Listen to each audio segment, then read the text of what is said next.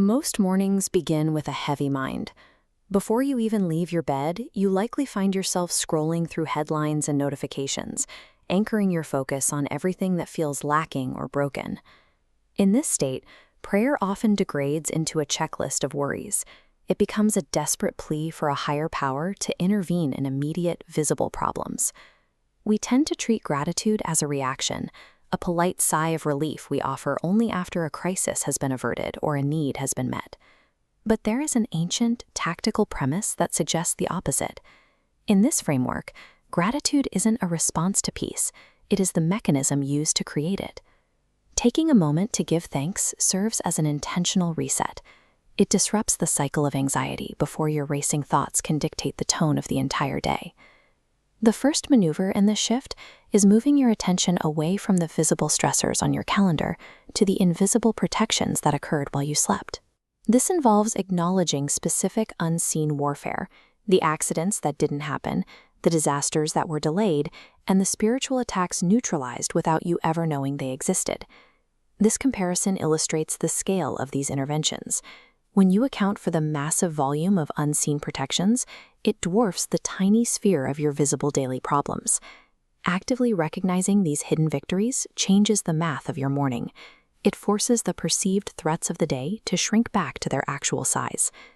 Building spiritual resilience requires a difficult paradox, giving thanks for the wilderness and the requests that were never granted. When you thank God for a closed door, you reframe that rejection as a deliberate act of protection. You start to see the no as a shield from a path that was never meant for you. Frustrating delays undergo a similar change. Instead of seeing them as a lack of progress, you view the waiting period as the necessary training ground for your eventual purpose. Follow the vector on this chart. It hits a solid barrier of rejection, but watch as it reroutes upward into a much wider channel of preparation. You are aligning your perspective with a higher wisdom that governs the timing of your life.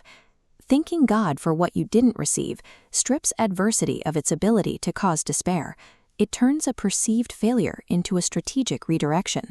Scriptural patterns in Psalm 104 and Philippians 4 suggest that thankfulness functions as the specific entry point into a divine encounter. It is the protocol that facilitates a change in the atmosphere. This works because of a spiritual tension.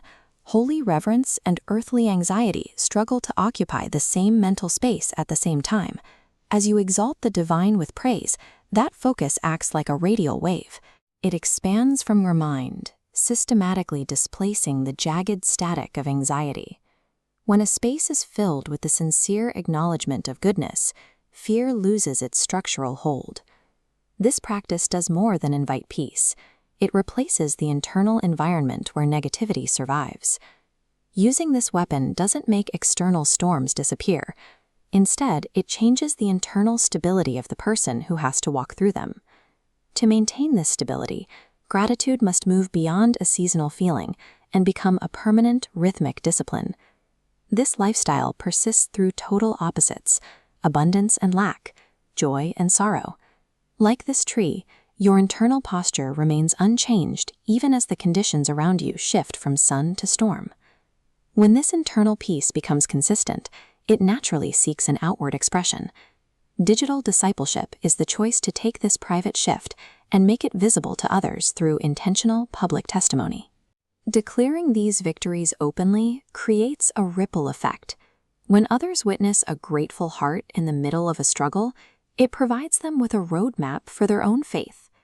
A life lived as a bold anthem of gratitude carries a weight that reshapes the observer's perspective, turning a personal survival tool into a collective catalyst for change.